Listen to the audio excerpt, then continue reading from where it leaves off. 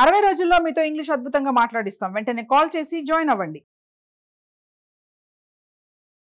నమస్తే, welcome back to Suman TV. నేను మీ సంజయ్. ఈరోజు మనతో పాటు ఉన్నారు తోడు నేడా ఫౌండర్ రాజేశ్వరి అమ్మగారు. మేమంతా మాట్లాడి కొన్ని విషయాలు తెలుసుకుందాం. నమస్తే అమ్మా. నమస్తే బాబు. అమ్మ, ఇప్పుడున్న యంగ్ జనరేషన్ చూసుకుంటే చదువుకునే సందర్భంలో కానీ ఉద్యోగం చేసే టైంలో కానీ ప్రేమించుకుంటున్నారు. పార్కులకి, పబ్బులకి, రూములకి, లివింగ్ రిలేషన్షిప్స్కి ఇలా ఎన్నో రకాలుగా తిరుగుతున్నారు. చేయకుండా పనులన్నీ చేస్తున్నారు.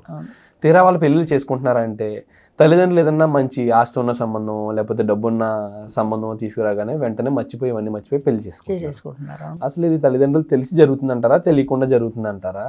అసలు ఇదే కంటిన్యూ అవుతే సమాజం ఏమైపోతుంది అంటారు? అసలు ఏం చెప్తామండి, చాలా వరకు తెలిసి జరగకపోవచ్చు. కొంతమంది తెలిసినా కూడా తెలిసి తెలియనట్టు ఊరుకుంటారు. అంటే మన అమ్మాయి ఇలా చేసింది అని తెలిసింది అనుకోండి, ఏం చేస్తారు? బాధపడతారు. అలానే అమ్మాయికి ఇంకో పెళ్లి చేయకుండా ఉంటారా? సరే, అయిపోయింది, ఏదో అయిపోయింది, ఇంకా సంగతి మర్చిపో, ఇగో ఈ పెళ్లి కొడుకుని చూసాము, వీడు బాగుంటాడు, వాడికంటే వీడికి ప్యాకేజీ ఎక్కువ, వీడు కోటీశ్వరుడు, ఇలా ఏదో చెప్పినప్పుడు ఆ అమ్మాయి కూడా రెండింటిని బేరీ చేసుకుంటుంది. ఈ 2-3-4 సంవత్సరాలు వీడితో లివింగ్ రిలేషన్లో ఉన్నవాడిని చేసుకుంటే నా జీవితం బాగుంటుందా, వీడిని చేసుకుంటే నా జీవితం బాగుంటుందా? ఈ రెండింటిలో పాయింట్లు వాళ్ళ పేరెంట్స్ చెప్పిన సంబంధానికి మొగ్గుతాయి. అంటే వాడు ప్యాకేజ్ ఎక్కువ, వాడు కోటీశ్వరుడు, ఏదో సంథింగ్, ఏదో వాడి దగ్గర మార్కులు ఎక్కువ పడ్డాయి వాడికి. సో వీడిని మనం వదిలేద్దాం, అయిపోయింది, 4 ఏళ్ళు తిరిగేసాం, అయిపోయింది, మన మోజు తీరిపోయింది కదా, ఇక కొత్త జీవితం ప్రారంభిద్దాం అని మళ్ళీ కొత్త జీవితానికి వెళ్ళిపోతారు. చక్కగా తాళంచుకొని పేరెంట్స్ చెప్పిన పెళ్లి చేసుకుని తాళి కట్టించుకుంటున్నారు. నేను ప్రజల్ని విమర్శించటం లేదు, జరుగుతున్నది చెప్తున్నాను. ఎంతో మంది, అందరు అలా ఉండట్లేదు, కానీ చాలా మంది. ఒకవేళ పేరెంట్స్కి సంగతి తెలిసింది ఈ అమ్మాయి లివింగ్ రిలేషన్లో ఉన్నట్టు, ఇంటికి తీసుకొస్తారా, ఉద్యోగమో చదువు మానిపించేస్తారు, ఇంటికి తీసుకొస్తారు, 2 తిడతారు, ఏదో 2 రోజులు ఏడుస్తుంది, 3 రోజులు ఏడుస్తుంది, 4వ రోజు కళ్ళు దుడుచుకొని లేచి మామూలు అయిపోతుంది. నీ జీవితం, నీ భవిష్యత్తు బాగుంటుంది వాడిని చేసుకుంటే అని అన్న తర్వాత ఆటోమేటిక్గా ఇంకా అటే వెళ్ళిపోతుంది. అంతేగాని 4 సంవత్సరాలు ఈ వ్యక్తితో కలిసి ఉన్నాను, వాడితో నాకు ఒక ఎమోషనల్ రిలేషన్ ఉంది, ఆ ఎమోషన్స్ ఎలా మర్చిపోతానన్న భావన లేదు మనుషుల్లో. వాడు కూడా అలాగే ఉంటున్నాడు, 4 ఏళ్ళు కలిసి ఉన్నాం కదా, నువ్వు వెళ్ళిపోతే నేనేమైపోతాను అని బాధ వాడికి లేదు. పోలేదు కాబట్టి ఇంకో కొత్త అమ్మాయి వస్తుంది, కొత్త అనుభవం ఉంటుంది కదా. ఈ పాచింతకాయ పచ్చడి మనకి ఎందుకు, 4 ఏళ్ళు మోజు తీరిపోయింది చాలే. ఈ మోజు తీరిపోవడం ఇప్పుడు ఎలా ఉందంటే, ఇప్పుడు ఇవాళ ఈ హోటల్కి వెళ్ళామండి, ఈ హోటల్లో 2-3 సార్లు తిన్నాం, తర్వాత ఇంకో కొత్త హోటల్ ఏదో పక్కన పెట్టారు, రోజు ఇందులోనే తింటున్నాం కదా, ఈవేళ అది ఏదో ఎలా ఉందో టేస్ట్ చేద్దాం అని కొత్త హోటల్కి జంప్ అయిపోతాం. ఎన్నాళ్ళ నుంచో ఉన్నాం కదా ఇక్కడ, 7 తింటున్నాం కదా, ఇక్కడ బాగానే ఉంది కదా అని అనిపించదు. కొత్తతనం కావాలి. ప్రతి మనిషికి కూడా జీవితంలో చేంజ్ కావాలి, కొత్తతనం కావాలి. ఈ కొత్తతనం కొత్త బట్టల్లోనూ ఉంటుంది, కొత్త టిఫిన్లలోనూ ఉంటుంది, కొత్త భోజనంలో ఉంటుంది, కొత్త సినిమాల్లో ఉంటుంది, అన్నింటిలోనూ కొత్తతనమే కోరుకుంటారు. అలాగే జీవితంలో విలువల్లో కూడా అంతే, భార్యాభర్తల విషయంలో కూడా అంతే. పాచింతకాయ పచ్చళ్ళ ఈ అమ్మాయితో 4 ఏళ్ళు లివింగ్ రిలేషన్లో ఉన్నాం, అయిపోయింది, ఇక కొత్త ఏమీ లేదు కదా, కొత్త పెళ్ళాన్ని చేసుకుంటే కొంచెం కొన్నాళ్ళు కొత్తగా ఉంటుంది కదా అనే ఆ కొత్తతనం కోసం వెంపర్లాటలో ఇది శాశ్వతమైనది, ఈ తనతో కలిసి ఉన్నప్పుడు నాకు ఒక ఎమోషనల్ రిలేషన్ ఉంది, దీన్ని ఎలా మర్చిపోయి కొత్త వాళ్ళ దగ్గరికి వెళ్ళి నేను సరదాగా ఉండగలుగుతాను అన్న ఆలోచన లేదు. అమ్మ, ఇదే ధోరణి కంటిన్యూ అవుతే సమాజం ఏమవుద్ది అంటారు? అసలు సొసైటీలో ఏమవుతుంది? ఫారిన్ కంట్రీస్లో ఏం చేస్తున్నారు, ఇక్కడ అంతే. ఇవన్నీ ఫారిన్ కంట్రీస్ నుంచి వచ్చినవే కదా, ఈ వ్యాలంటైన్స్ డే కానీ, ఈ డైవర్స్ కానీ.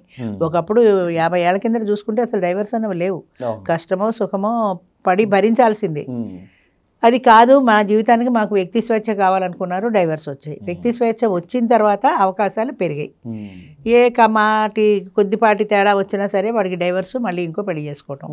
లివింగ్ రిలేషన్స్ వచ్చాక అది ఇంకా ఎక్కువైపోయింది. రీసెంట్గా ఒక అధ్యయనం ప్రకారం నేను ఒకటి చదివాను మ్యామ్, ఏంటంటే అది హైదరాబాద్లో ఎక్కువగా చూసుకుంటే పావురాలు కనిపిస్తుంటాయి. వాటి లైఫ్ స్పాన్ వచ్చేసి 20 నుంచి 25 ఏళ్ళు అండి.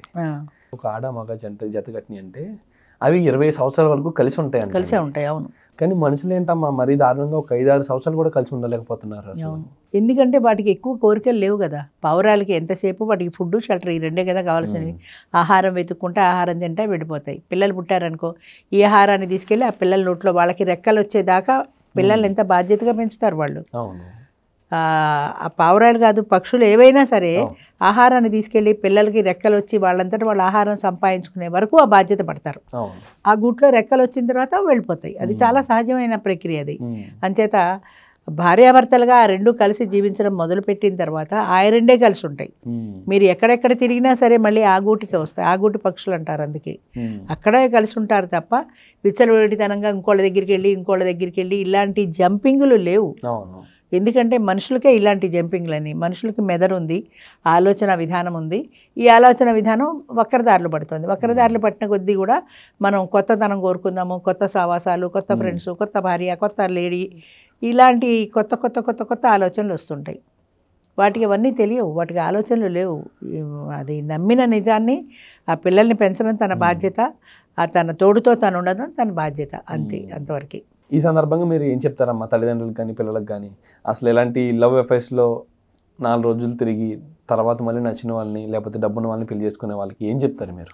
జీవితం అనేదండి చాలా అద్భుతమైంది. దాన్ని మనము సక్రమంగా దాన్ని ఒక పద్ధతిలో జీవించగలిగితే చాలా హ్యాపీగా ఉంటుంది. జీవించగలిగితే అందులో ఏంటంటే చెప్పాను కదా, స్వాభిమానం అనేది ఉంది, నిస్వార్థం అనేది ఉంది, స్వార్థం కాకుండా. వీటన్నింటినీ తీసుకెళ్ళి మనం మడతపెట్టి దాచేసాం ఎక్కడో. అంచేత స్వాభిమానమా బుచ్చ, హాయిగా దాన్ని పక్కన పడేస్తే పోయింది కదా, 2 తిడితే తిట్టాడు, మనకి ఏదో డబ్బులు ఇస్తాడు కదా అన్న ధోరణి ఎప్పుడైతే మనుషుల్లో వచ్చిందో, ఈజీ మనీకి ఎప్పుడైతే ఆశపడ్డారో ఆనాడే వీళ్ళు వాళ్ళ విలువలకి తుంగలో తొక్కేశారు. విలువలన్నవి లేవు, ఈజీ మనీ. అది ఎలా సంపాదించగలము? ఇప్పుడు లంచాలు పడుతున్నారు ఎందుకు? కొన్ని తరాలకు సరిపడా ఆస్తున్నా ఇంకా లక్షలు కోట్ల కోసం ఎందుకు ఆశపడుతున్నారు? ఈజీ మనీ అంతే. కొన్ని తరాలకు సరిపడా ఉన్నా కూడా తృప్తి లేదు.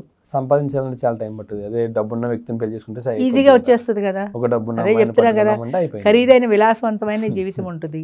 విలాసవంతంగా హ్యాపీగా బతకచ్చు, పెద్ద పెద్ద బంగ్లాలు, కార్లలో తిరగచ్చు, బంగ్లాలో కార్లలో తిరగచ్చు, ఆటోలో కూడా వెళ్ళచ్చు. కానీ ఆటోకి కారుకి తేడా ఉందనే ఆలోచిస్తున్నావు. కానీ నీ అభిమానాన్ని చంపుకుని పరాన్నభుక్తులాగా వాడి సంపాదన మీద నువ్వెందుకు బతకాలి? నీ జీవితంలో నువ్వు ఆటోలో వెళ్ళగలిగిన సంతోషమే కదా అన్నది లేదు. అది ఎవరిదైతే ఏంటి, వాడిదేంటి, నాదేంటి, మా ఇద్దరిది. ఈ విషయంలో మాత్రం మా ఇద్దరిది. కానీ వాడు కూడా ఎంతవరకు నీకు ఇస్తాడో అంతవరకే ఇస్తాడు.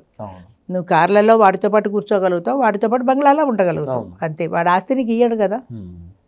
వాడి తదనంతరం నీకేమన్నా వస్తుందేమో లీగల్ వైఫ్ అయితే, అంతేగాని నీకు రాదు కదా. అయితే ఏమి, ఆయనతో పాటు ఖరీదైన మేడలో ఉంటున్నా. ఖరీదైన మేడలో ఉన్నావు కానీ నువ్వు తినేది అదే అన్నావు. ఖరీదైన మేడలో తిన్నా, మిడిల్ క్లాస్లో తిన్నా అదే పోయినావు. కడుపు నిండిన తర్వాత అంతకంటే ఎక్స్ట్రా ఏం తినలేవు. అయినా సరే ఏదో ఏదో ఏదో ఏదో అంటే ఆశకు అంతు లేదు. ఇంకా దాహం ఎక్కువ, ఇంకా కావాలి ఇంకా కావాలనే దాహంతో అది తీరక బాగా డబ్బును వాళ్ళని చేసుకుంటే మన కోరికలన్నీ నెరవేరుతాయి కదా. థ్యాంక్ యూ అమ్మా, thank you very much. Thank you.